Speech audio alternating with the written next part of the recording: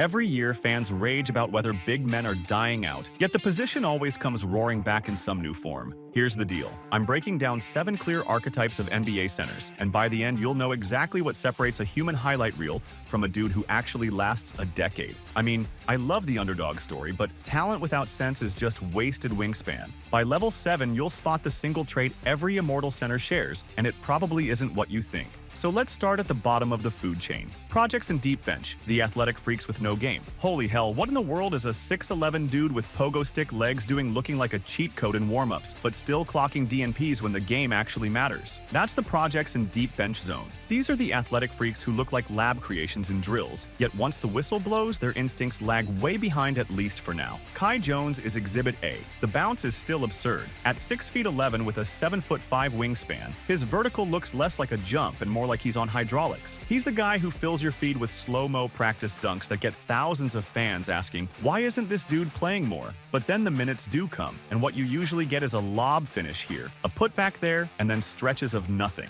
Across his limited run, he's hovered around 5 points and 3 boards in short stints, and that perfectly captures the problem. The frame and springs scream all-star, but when it's time to process spacing or rotations, it feels like he's still loading the handbook in the background. That constant clash between potential and result is brutal. 1 second Kai's image is plastered on social media midair, looking like he belongs in an all-star dunk contest. The next, he's barely registering as part of an actual defensive scheme. And Jones isn't some isolated case, he's just the clearest meme version of it. The league drafts a couple of these skywalkers every single year praying they figure it out. James Wiseman fits the same mold, but with even heavier expectations. Remember, he was the number 2 overall pick back in 2020. On paper, he checked every modern big box, 7 feet, athletic, some shooting touch. The problem is that the reads never clicked into place. Fans joke that watching him defend a pick and roll can feel like following a tourist in a subway system. But here's the reality. The processing speed hasn't matched his physical build yet, and injuries like his Achilles tear only piled on. Drafted on maxed out upside, but 4 years later he's still searching for a consistent role. That gap between hype and delivery is exactly why his name floats around as both future star and fade risk in the same thread. And that's the project archetype in a nutshell. Massive size, elite testing numbers, highlight plays in open space, but struggle in the half-court chess game where grown men pay rent by punishing mistakes. You watch them, and it's like staring at a Ferrari with no gas all curves, no drive. That's the funny yet frustrating reality. Their verticals convince the front office they've bought horsepower, but on the court you realize the tank is still empty. History doesn't do them any favors either. Most centers who came in raw with only physical tools got washed out within a couple years. A few beat the odds and turned into real contributors, but a lot got caught in that no man's land between Olympic caliber measurables and actual basketball feel. Today's game just doesn't give you unlimited possessions to figure it out. Teams don't sit around forever waiting for a 7-footer to learn when to tag a roller. So, can freak athletes survive long-term? Sure, but it's low odds. The league chews up projects when awareness doesn't catch up to length. Coaches can't gamble too much because when a blown rotation gives up a corner 3, the scoreboard doesn't care how high your vertical is. What usually happens? The highlights keep running on social media with laughing captions while the real minutes go to someone else. And that sets the stage for a completely different kind of center. Because if the league burns through sky-high upside projects with no breaks, why do some bigs who are just average at everything still keep jobs for over a decade? Replacement level. Professional body fillers. How the hell does Mason Plumlee keep making an NBA roster like clockwork? One season ends,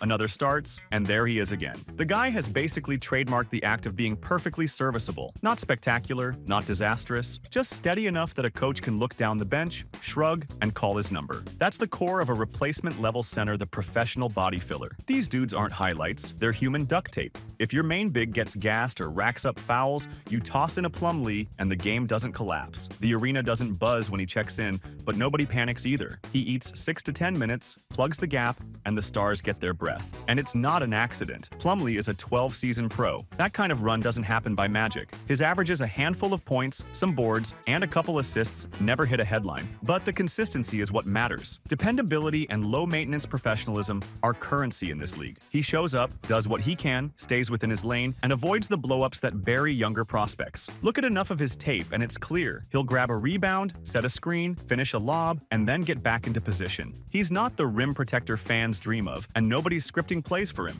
but he also won't lose you games. Coaches prize that because the one thing worse than ordinary is unpredictable. You can plan around fine, but you can't plan around chaos. And yeah, there's comedy in how many times his last name popped up across different rosters. For a stretch, it felt like the NBA kept a secret Plumlee stash hidden somewhere. Didn't matter if you were watching Charlotte, Portland, LA, or Phoenix odds, where you'd stumble onto a Plumlee clocking 15 routine minutes. It's like the league guaranteed annual distribution of one dependable big per team. So what separates him from the thousands of freak athletes we just roasted? He never tries to play outside his box. Tons of big men lose their spot, chasing skills they can't master or overextending into roles they can't hold. Plumlee survives because he knows exactly what he is and repeats it. Coaches scan down the bench and want to avoid disaster, not manufacture miracles. That's when they call for a Plumlee, and the contracts keep proving it. His most recent one-year deal shows that there's always a market for trustworthy 6-minute guy who won't break the system. He's reliable, movable, and happy to fill whichever role is available without demanding touches or headlines. That dependability is real value for franchises trying to keep a rotation intact while stars rest. Replacement-level centers aren't there to dominate stat sheets. They're there to keep the baseline steady. They don't write the story of a game, but they make sure it doesn't unravel. Their highlight reels might be unwatchable compilations of clean box outs and routine layups, yet those plays buy breathing space that teams need over 82 games. So yeah, being perfectly average is actually a skill, and it explains why some unexciting bigs get 12 steady years, while flashier names fall away.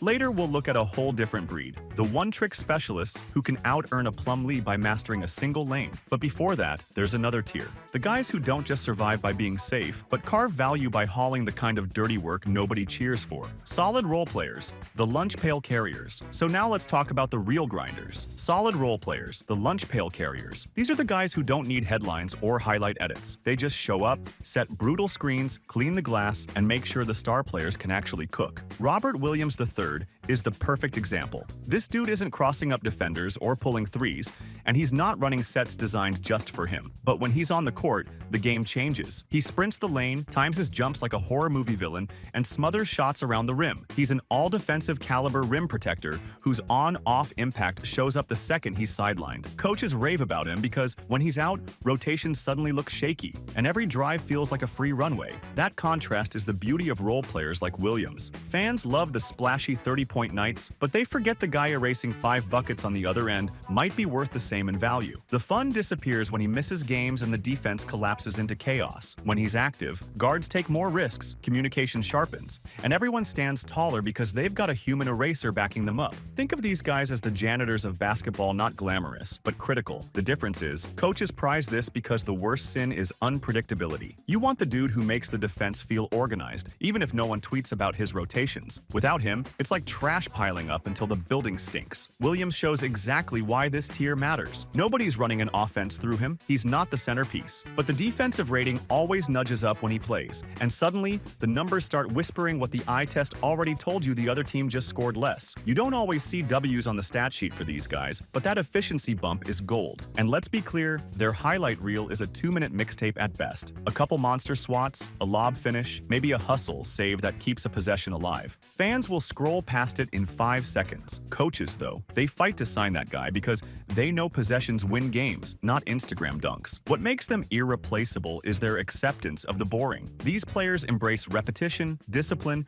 and trustworthiness instead of chasing flash they can't deliver. They lock into being the rim protector, the screener, the lane runner. That dedication to roles other guys hate is what keeps them employed year after year while flashier names flame out. The great joke is that no kid in the driveway is pretending to be Robert Williams on a fast break, but his teammates love him, his coaches trust him, and his absence gets exposed faster than a bad Wi-Fi connection. That's respect you don't need to sell merch, it shows up in wins. These solid role players are the bedrock, and every contender needs one. But what happens when a center doesn't want to grind quietly and instead reinvents himself around a single deadly skill? That's when you get a completely different breed, the specialists who flip the script with one trick. Specialists, the one-trick ponies. What happens when a 7-foot post dinosaur suddenly decides he's Ray Allen? You get Brook freaking Lopez. For years, this dude was stuck in the paint, grinding out hook shots and clunky footwork like he came straight off a training film from the 90s. He was the archetype back to the basket big everyone said the modern game had left behind. And then,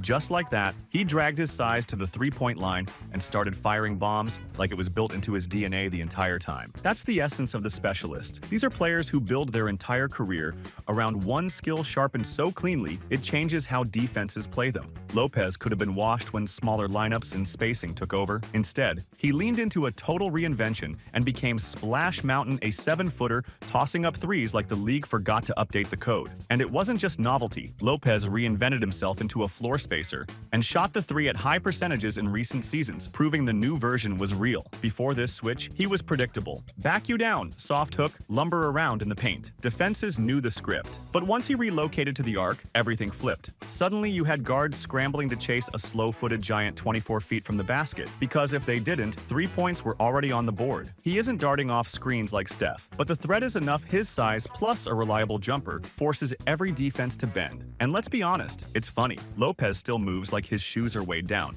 but he's draining shots from spots where most centers never even wander. Fans blinked and realized he had hit more threes in one season than he did in nearly a decade combined. It was ridiculous, like watching an old VHS player suddenly streaming 4K video. He didn't just adjust, he found a loophole in basketball's evolution. One elite, unreplicable skill can force defensive choices that open space for stars. That's Lopez's value in Milwaukee's system. Park him at the three-point line, and suddenly, Giannis has open autobahns to the rim. Pick your poison, close out on Lopez and get dunked on inside, or sag back and give up a clean look to a 7-footer who now knocks them down at a legit clip. That single weapon became the cheat code that unlocked a roster built for a title. And the numbers back it up. Early on, he barely even attempted a three. Then, in one season, he took more than 350 of them and never looked back. Over time, his percentages settled at a level that forced respect, while his value exploded because he could still protect the rim on the other end. That's why, years later at age 34, he was scoring in double figures, swatting shots, and finishing runner-up for Defensive Player of the Year. Not washed weaponized. That's the secret of the one-trick ponies. You don't need the full package if the one move you've got bends an entire game plan.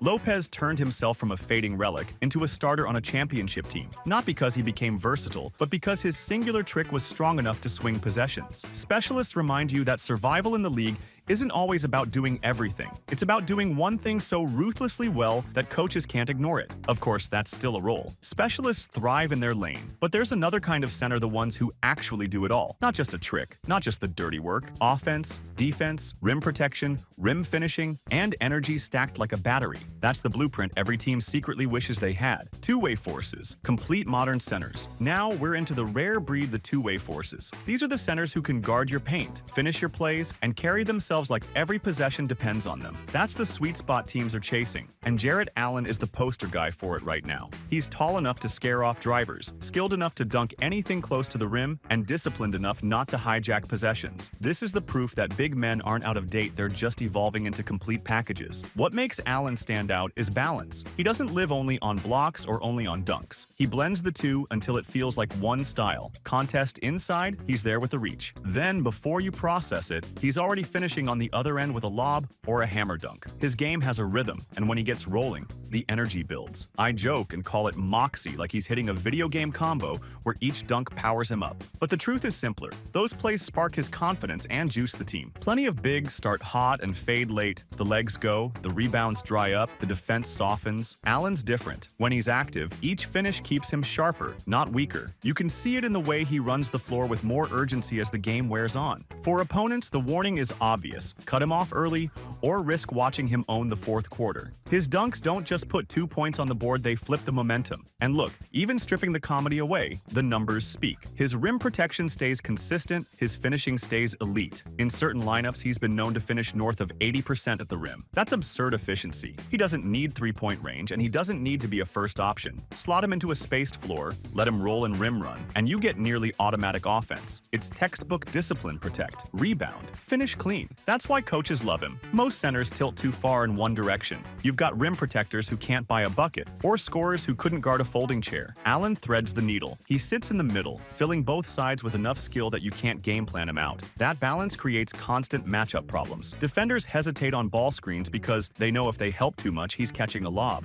Drivers think twice because they see that hair and wingspan waiting at the rim. Allen's not flashy. He's not breaking shooting charts like a stretch big or pulling coast-to-coast runs. But in today's NBA, where spacing rules and defense can swing a series, he's the archetype that still wins games. His two-way punch punch doesn't just work in a vacuum, it defines lineups. The Cavs' defense takes a hit without him, and their offense loses a free source of high-efficiency looks. He matters on both ends, which is the highest compliment for any big. So here's the takeaway. True two-way centers are scarce, but when you land one, they change what's possible. They're not gimmicks, not sideshows. They're the foundation a contender can actually lean on. And just when you think that's the peak form a big man can reach, the league spits out something even stranger: players so wild they don't just balance both ends, they break the entire equation. Ascendant meta breakers, game changers who redefine positions. Some players don't just fit the system, they force the entire league to rewrite what a system even means. That's the mark of the Ascendant meta breakers. Game changers who make positions feel outdated the second they hit the floor. And nobody embodied this quiet revolution better than Tim Duncan. Tim Duncan didn't look like a revolution. No flashy dunks, no trash talk, no signature celebrations. Just 19 years of making the right play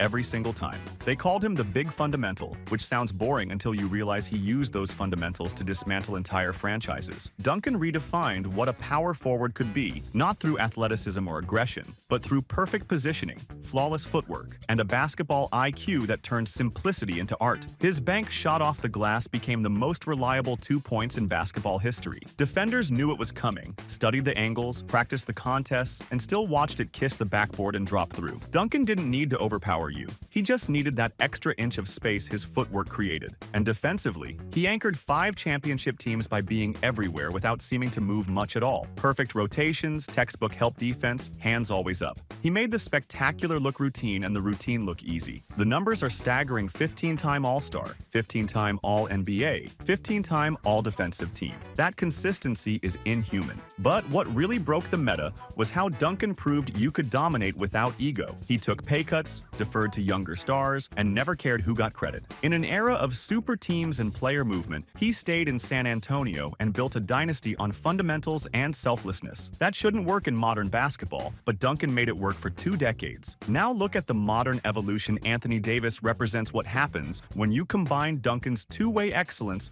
with next-gen athleticism. At his peak, Davis is one of the few players alive who can swing both ends of the court on the same possession. One trip he's hammering a lob, the next he's switching out and stoning a guard, then getting back to swat a weak side shot. But here's the paradox. Davis has all the tools to be transcendent, yet availability remains his kryptonite. The skill set is terrifying, but the durability questions never leave the room. Then there's Victor Wembanyama, who feels like the prototype for the next 20 years. He's 7'3" with arms so long he practically controls 2 zip codes at once. Wemby casually steps out for threes, attacks closeouts, and handles the ball in spurts that look unreal for his size. His presence alone shifts how opponents run offense. One rookie standing in the paint makes grown players pull up short or drive sideways instead of straight at the rim. But here's what connects them all. Duncan proved you could break the game through intelligence and consistency. Davis shows what two-way dominance looks like when healthy. Wembanyama represents physical impossibility made real. Each one forces teams to completely rethink their approach, not through one skill, but through combinations that shouldn't exist. That's the power of meta breakers. They don't just play positions, they transcend them. Transcendent icons, legends larger than the game. Some players become so massive that they stop being measured by basketball metrics and start being measured by cultural impact. These are the transcendent icons, figures whose shadows stretch far beyond the hardwood. And no shadow stretches longer than Kareem Abdul-Jabbar's. Kareem didn't just score more points than anyone in NBA history. He did it with a shot so unstoppable it became basketball mythology. The skyhook, released from 11 feet in the air with perfect arc, impossible to block without fouling. Defenders tried everything: jumping early, jumping late, putting 2 guys on him. Nothing worked. For 20 years, Kareem flicked that hook shot over helpless defenders, and for 20 years, it dropped through the net. He scored 38,387 points with it, a record that stood for nearly 4 decades. But Kareem transcended basketball long before he retired. While still dominating the league, he was writing books, speaking on social justice, and challenging America to confront its contradictions. He boycotted the 1968 Olympics to protest racial inequality. He changed his name from Lou Alcindor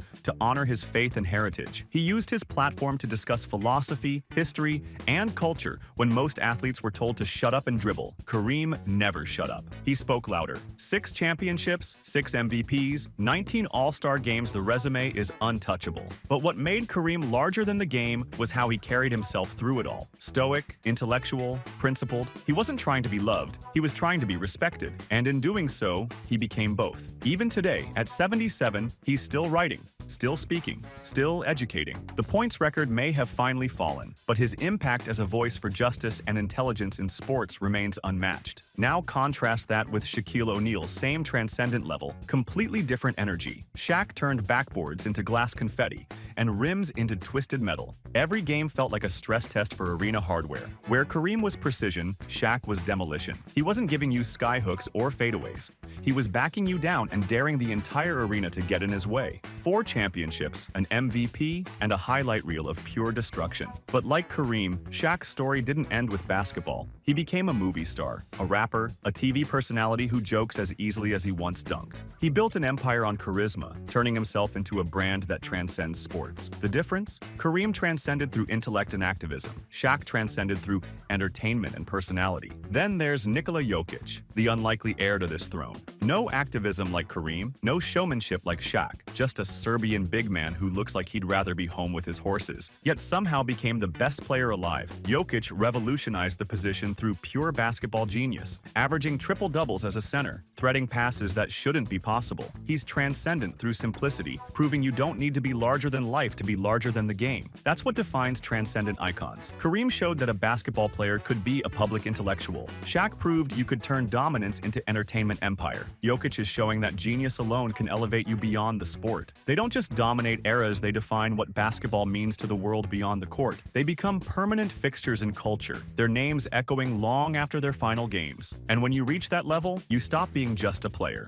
You become mythology. You become forever. So here's where it lands. The blueprint for big men has never been simple, but the separation comes down to 3 things. Skill, because raw size without touch just turns into empty minutes. Basketball IQ, because knowing where to be matters more than how high you can jump. And adaptability, because the guys who bend with the game always last longer than the ones fighting it. Size opens the door, but NBA minutes require instincts and adaptability from rookie projects stuck on the bench to legends shaping whole eras. Which level would you put Wembanyama and Jarrett Allen? Drop it below. If you liked this, drop a like, it actually matters. Hope you enjoyed, and I'll catch you next time. Peace out.